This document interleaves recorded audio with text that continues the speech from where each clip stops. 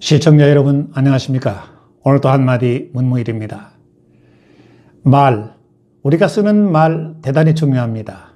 그 사람의 사상과 감정을 나타내는 예술과도 같기 때문에 그래서 그런지 공자는 일찍이 부지연 그 사람을 보면 그 사람의 말을 들어보면 그 사람을 안다 그랬습니다.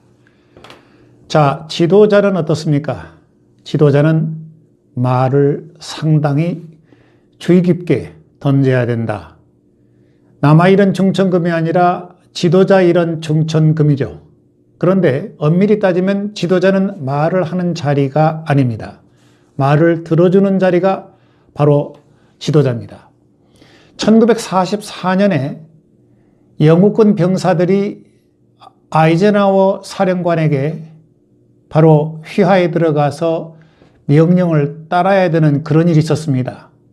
그때 처칠이 뭐라고 말을 했냐면은 병사들에게 툴툴대기 때문에 우리는 현재 히틀러를 위해서, 히틀러의 패망을 위해서 싸워야 된다. 이게 명분이었습니다. 그 말에 영국군 병사들, 특히 장교들이 꼼짝없이 그대로 따랐습니다.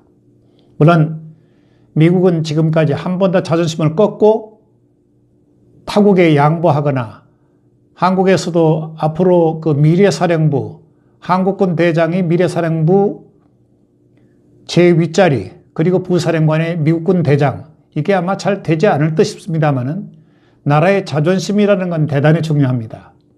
기왕 말 얘기가 나왔습니다만 과거에 이승만 대통령이 북진 통일을 외친 때가 있었습니다. 바로 6.25 때, 한국전 때.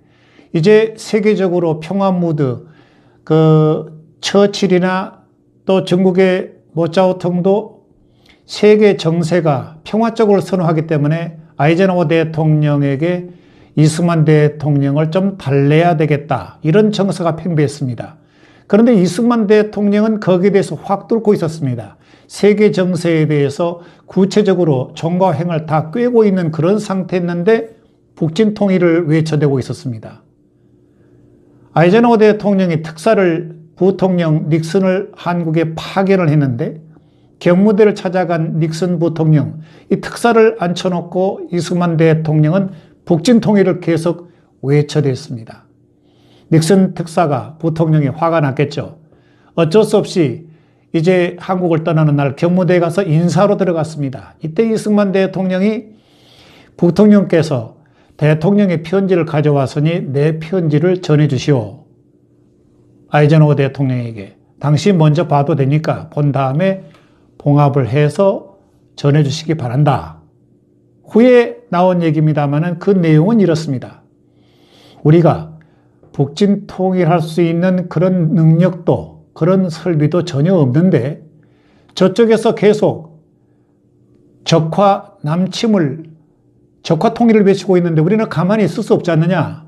우리도 북진 통일을 외쳐야 되지 않느냐. 그런 전후 사정 알아보지도 않고 북진 통일 이 자체만 놓고 나무라는 건 문제가 있지 않겠느냐. 이게 이승만 대통령의 편지 내용이었습니다. 미국에서 물론 밝힌 내용이지만, 자, 지도자의 그 결기, 물론 서적인이란 말이 있죠. 글은 바로 그 사람이다라는 말이 있습니다만 말과 글, 이거 대단히 중요합니다. 그런데 이와 같은 지도자의 정말 지도자 이런 중천금처럼 이승만 대통령과 같은 그런 지도자가 만약 이 시대에 트럼프와 그리고 시진핑 그 사이에 만약에 이승만 대통령이었다고 그러면 어떻게 이 문제를 풀어갈까? 한번 곰곰이 생각해 볼 얘기가 아닌가 싶습니다. 기왕 말 얘기가 나왔습니다만은 모든 시비, 싸움은 말부터 시작됩니다. 집안에서도 말 한마디 잘못 건네가면 집안 분위기가 완전히 감정이 휘몰아쳐서 엉망진창이 되는 수가 많지 않습니까? 때문에 말은 골라서 쓰는 게 좋다. 말을 하는 것보다는 들어주는 것이 훨씬 생활하는 데 편리하다. 이런 말씀을 이 시간에 올립니다. 오늘도 한마디 이만하겠습니다. 안녕히 계십시오.